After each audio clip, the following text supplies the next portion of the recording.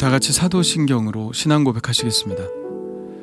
전능하사 천지를 만드신 하나님 아버지를 내가 믿사오며 그 외아들 우리 주 예수 그리스도를 믿사오니 이는 성령으로 잉태하사 동정녀 마리아에게 나시고 본디오 빌라도에게 고난을 받으사 십자가에 못 박혀 죽으시고 장사한 지 사흘 만에 죽은 자 가운데서 다시 살아나시며 하늘에 오르사 전능하신 하나님 우편에 앉아 계시다가 저리로서 산자와 죽은 자를 심판하러 오시리라. 성령을 믿사오며 거룩한 공회와 성도가 서로 교통하는 것과 죄를 사하여 주시는 것과 몸이 다시 사는 것과 영원히 사는 것을 믿사옵나이다.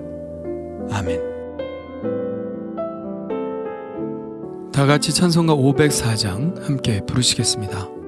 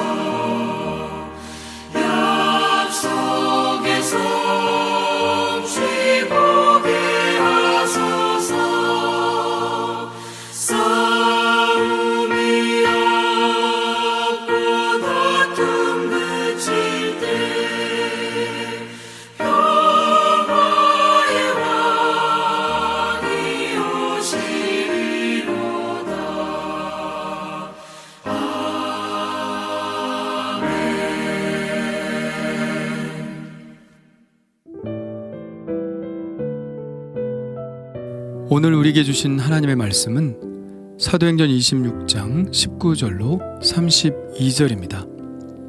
우리 함께 읽겠습니다.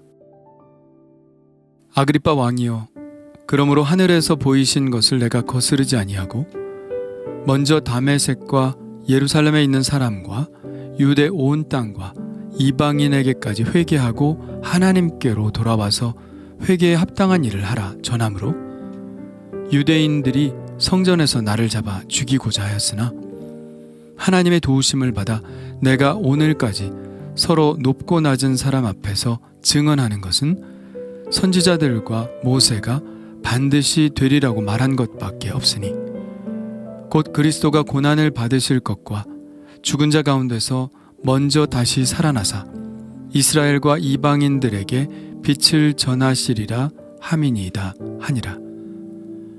바울이 이같이 변명하매 베스도가 크게 소리내어 이르되 바울아, 네가 미쳤도다. 내 많은 학문이 너를 미치게 한다 하니 바울이 이르되 베스도 각하여 내가 미친 것이 아니요 참되고 온전한 말을 하나이다.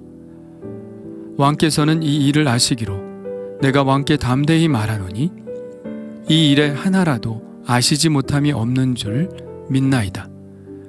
이 일은 한쪽 구석에서 행한 것이 아니니이다. 아그리빠 왕이여, 선지자를 믿으시나이까? 믿으시는 줄 아나이다. 아그리빠가 바울에게 이르되, 내가 적은 말로 나를 권하여 그리스도인이 되게 하려 하는도다. 바울이 이르되, 말이 적으나 많으나 당신뿐만 아니라 오늘 내 말을 듣는 모든 사람도 다 이렇게 결박된 것 외에는 나와 같이 되기를 하나님께 원하나이다 하니라. 왕과 총독과 번이게와 그 함께 앉은 사람들이 다 일어나서 물러가 서로 말하되, 이 사람은 사형이나 결박을 당할 만한 행위가 없다 하더라. 이에 아그리빠가 베스도에게 이르되, 이 사람이 만일 가이사에게 상소하지 아니하였더라면 석방될 수 있을 뻔하였다 하니라. 아멘. 바울은 계속해서 진술을 이어갑니다. 아그리빠 왕이여, 그러므로 하늘에서 보이신 것을 내가 거스르지 아니하고 먼저 다메섹과 예루살렘에 있는 사람과 유대 온 땅과 이방인에게까지 회개하고 하나님께로 돌아와서 회개에 합당한 일을 하라 전함으로. 바울은 지체하지 않았습니다. 하늘에서 보이신 것을 거스를 수 없었죠. 그 말씀대로 실행하기 위해 그는 바쁘게 움직였습니다. 그에게 하늘에서 보이신 것은 무엇이었나요? 17절과 18절에 나오는 예수님의 말씀이죠. 이스라엘과 이방인들에게서 내가 너를 구원하여 그들에게 보내어 그 눈을 뜨게 하여 어둠에서 빛으로 사탄의 권세에서 하나님께로 돌아오게 하고 죄사함과 나를 믿어 거룩하게 된 무리 가운데서 기업을 얻게 하리라. 회개와 죄사함, 믿음의 삶, 그리고 종국에는 하나님 나라의 상속자가 되는 것입니다. 이것이 복음이고 예수님은 이 복음을 이방 땅에 전하라고 바울에게 당부하셨죠. 그래서 바울은 그가 예수님을 영접한 바로 그 도시인 다메섹에서 시작하여 예루살렘에서 복음을 전하다가 살해 위협을 받고 유대를 거쳐 아시아와 유럽 온 땅으로 다니며 이 복음을 전하였습니다. 바울은 이 하늘의 명령을 거스를 수가 없었죠. 어떻게 하늘의 명을 거스를 수 있겠습니까? 바울이 이방 땅에 이 복음을 전한 것은 그저 하늘의 뜻을 받은 것뿐입니다.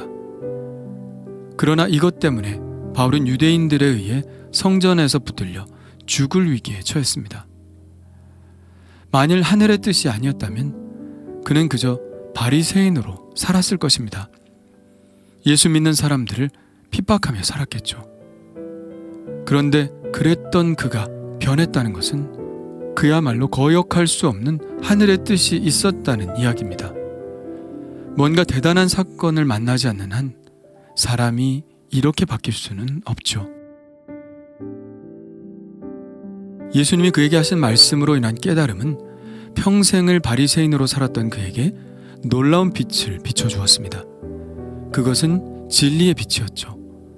그 진리는 이 세상을 향한 하나님의 경륜이었는데요. 그는 그 하나님의 경륜에 대해 에베소서에서 이렇게 쓰고 있습니다.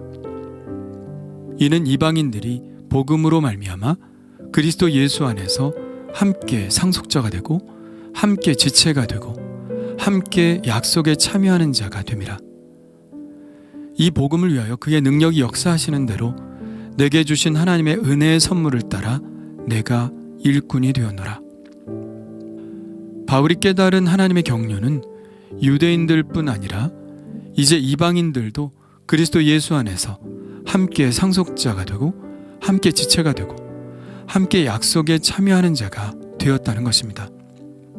이방인들도 하나님의 자녀가 될 수 있다는 사실, 이 사실은 이전에는 감히 상상조차 할 수 없었던 일이었죠.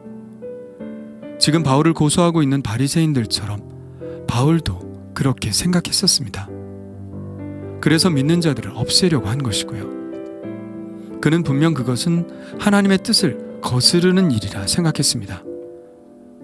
그러나 예수님을 만나 하늘에서 보이신 뜻을 깨달은 그는 이 놀라운 하나님의 사랑의 경륜을 따라 일꾼이 되기로 결심한 것이죠. 바울은 23절에서 구약의 선지자들과 모세가 반드시 되리라고 말한 그 소망, 곧 복음에 대해 다시 한번 요약합니다. 곧 그리스도가 고난을 받으실 것과 죽은 자 가운데서 먼저 다시 살아나사 이스라엘과 이방인들에게 빛을 전하시리라 함이니이다. 예수님이 바울에게 분부하신 복음과 구약 성경의 모세와 선지자들이 예언한 복음은 다르지 않다는 것입니다. 구약 성경이 예언한 소망은 예수 그리스도의 십자가와 부활에서 모두 성취되었습니다. 예수님은 허물과 죄로 죽은 우리를 구원하시기 위해 십자가를 지셨고 우리로 하여금 새로운 생명 가운데 행하게 하시기 위해 부활하셨습니다. 예수님이 우리의 구원을 위한 모든 것을 다 이루신 것이죠. 이제 남은 것은 이 구원의 복음을 이스라엘과 이방인들에게 전하는 것입니다. 그래서 하나님께서 주신 구원을 받아들이도록 하는 것이죠. 예수님의 죽음과 부활이 이제 각 개인의 삶에서 실제적으로 일어나게 하는 것입니다. 예수님의 십자가와 부활, 그리고 전도를 통하여 세상의 모든 사람들이 이 복음을 받아들이게 하는 것이 바로 하나님의 계획이고 경륜입니다.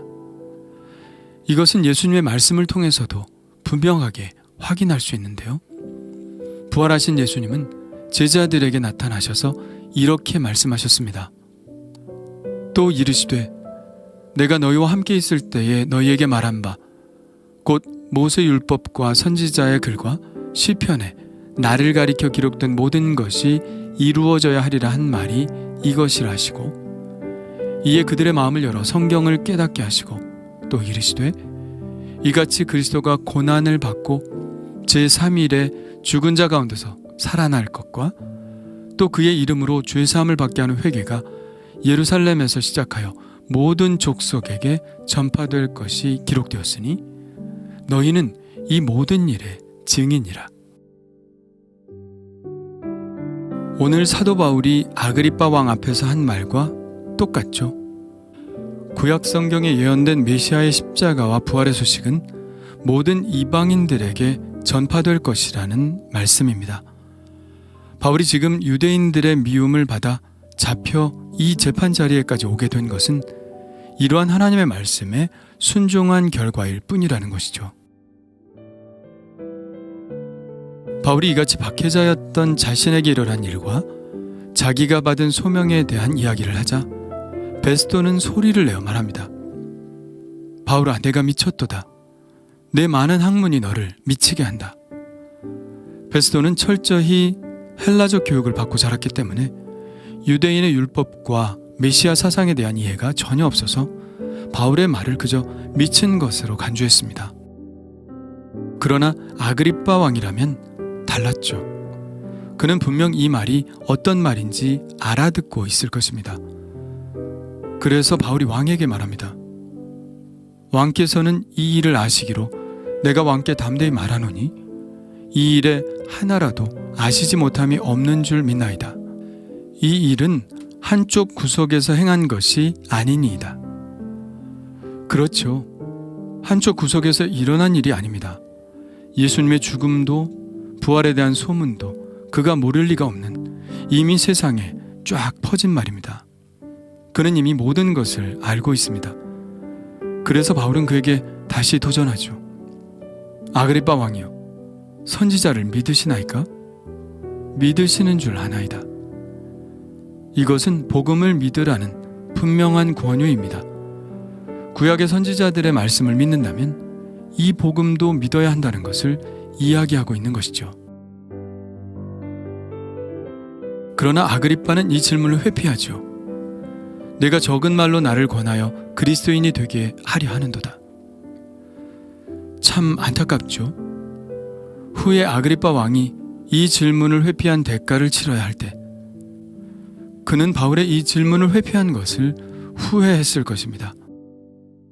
바울은 회피하는 왕에게 보다 분명한 어조로, 아니 어쩌면 간절하게 이렇게 말합니다. 말이 적으나 많으나 당신뿐만 아니라 오늘 내 말을 듣는 모든 사람도 다 이렇게 결박된 것 외에는 나와 같이 되기를 하나님께 원하나이다. 바울은 비록 결박되어 있으나 바울이 보기에 진짜 결박된 사람들은 베스토와 아그리빠와 그 자리에 앉아있는 사람들입니다. 그는 결박되어 있지만 내면은 자유를 누리고 있는 것이죠. 예수 그리스도께서 부여하신 하나님과 화해한 자의 자유, 이 세상의 것들에 얽매이지 않고 오직 진리를 향해 나아가는 자유, 그 자유를 가지고 있었기에 그는 행복했습니다. 어떤 사람이 다른 사람을 나처럼 되기를 원한다고 말한다는 것은 그 사람이 누리는 행복이 얼마나 큰지를 말해줍니다. 나는 지금 결박을 당하고 있으나 내 내면에서 누리는 자유는 한이 없다. 그러니 너희들도 다 나처럼 되기를 원한다. 그래서 내가 이렇게 외치고 있는 것이다. 제발 거짓된 자유를 거부하고 참 자유를 누리는 사람이 되라. 바울은 이렇게 간절히 호소하고 있는 것이죠. 이것이 바로 예수 안에 있는 자의 행복입니다. 사람들은 돈이 없으면, 또 묶여 있으면, 병이 들면, 환경이 좋지 않으면 그건 행복하지 않은 것이라고 이야기하지만 진정한 불행은 하나님과 화해하지 않은 불행입니다. 세상 사람들은 자기가 누리고 있는 지위, 부유함, 명예, 이런 것들이 자신을 행복하게 해주는 것이라고 생각하지만 하나님과 화해해보지 않은 사람은 참 행복에 이를 수 없습니다. 결박되어 있고 돌에 맞고 채찍에 맞고 죽음의 위협을 당하고 감옥에 2년 이상 갇혀 있는 존재가 되어도 하나님과 화해하고 예수 그리스도 안에 있는 사람은 행복합니다. 그래서 당신도 나와 같이 되기를 바란다고 당당하게 이야기할 수 있는 것이죠. 그렇다면 당신은 행복한가요? 주님 감사합니다. 진리가 자유롭게 합니다. 하나님과 화해하고 하나님의 그 크신 사랑의 경륜을 따라 사는 사람은 행복합니다. 주님, 의미 없는 일을 열심히 하는 삶을 살지 않게 하시고 하나님께 의미 있는 일을 하는 사람이 되게 하여 주옵소서. 주님의 빛을 사람들에게 전하는 삶을 살게 하여 주옵소서. 예수님의 이름으로 기도합니다. 아멘. 다 같이 주님 가르쳐 주신 기도 하겠습니다. 하늘에 계신 우리 아버지여, 이름이 거룩히 여김을 받으시오며 나라가 임하시오며 뜻이 하늘에서 이루어진 것 같이 땅에서도 이루어지이다. 오늘 우리에게 일용할 양식을 주시옵고 우리가 우리에게 죄 지은 자를 사하여 준 것 같이 우리 죄를 사하여 주시옵고 우리를 시험에 들게 하지 마시옵고 다만 악에서 구하시옵소서. 나라와 권세 영광이 아버지께 영원히 있사옵나이다. 아멘.